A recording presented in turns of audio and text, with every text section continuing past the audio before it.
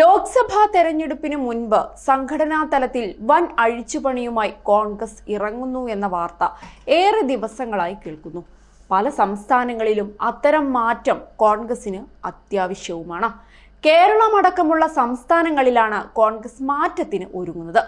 പല ചുമതലകളും ഇതോടെ കോൺഗ്രസ് തീരുമാനിച്ചു കഴിഞ്ഞു. AICC ജനറൽ സെക്രട്ടറി താരിഖ് അൻവറിന് പകരം ദീപാദാസ് മുൻഷിക്കാണ് ഇനി കേരളത്തിന്റെ ചുമതല. സംഘടനാകാര്യ ജനറൽ സെക്രട്ടറിയായി KC വേണുഗോപാൽ തുടരും. കേരളത്തിന്റെ മുൻ പ്രതിപക്ഷ നേതാവ് രമേശ് ചെന്നിത്തലയ്ക്ക് മഹാരാഷ്ട്രയുടെ ചുമതല നൽകി.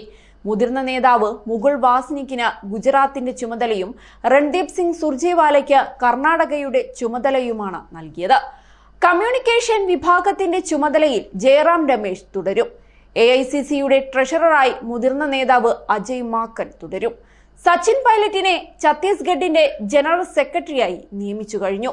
പ്രിയങ്ക ഗാന്ധിക്ക് പകരം ജനറൽ സെക്രട്ടറി അവിനാഷ് പാണ്ഡെയ്ക്ക് ഉത്തർപ്രദേശിന്റെ ചുമതലയും നൽകിയിട്ടുണ്ട്. അതേസമയം പ്രിയങ്കയ്ക്ക് പുതിയ ചുമതലയൊന്നും നൽകിയിട്ടില്ല.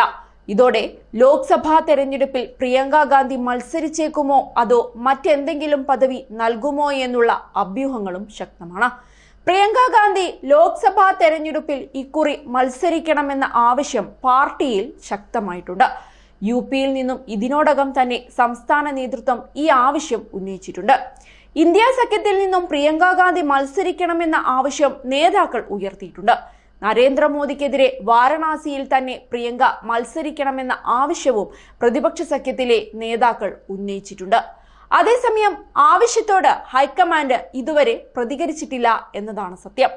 ലോക്സഭാ തെരഞ്ഞെടുപ്പിനുള്ള കോൺഗ്രസ് ഒരുക്കത്തിന്റെ ഭാഗമായാണ് ഈ നേതൃമാറ്റമെന്നാണ് വിലയിരുത്തപ്പെടുന്നത്. കഴിഞ്ഞ ദിവസം കോൺഗ്രസ് വർക്കിംഗ് കമ്മിറ്റി യോഗം ചേർന്നിരുന്നു. ഇതിന് പിന്നാലെയാണ് നടപടിയെന്നതും ശ്രദ്ധേയമാണ്.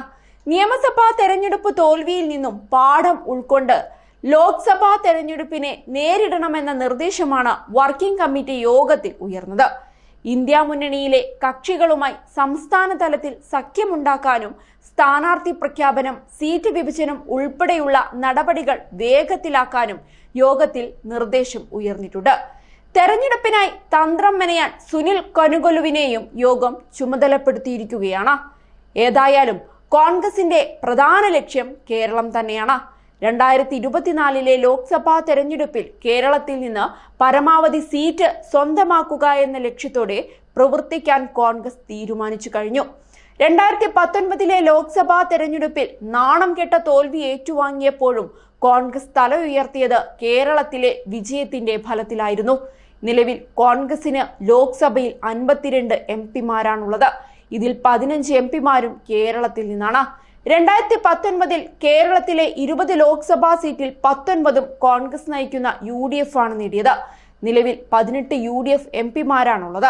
കേരള കോൺഗ്രസ് മുന്നണി മാറിയതോടെ LDFന് 2 MP-മാരുണ്ട്. വയനാട്ടിൽ മത്സരിച്ച രാഹുൽ ഗാന്ധിക്ക് റെക്കോർഡ് ഭൂരിപക്ഷമാണ് ലഭിച്ചിരുന്നത്.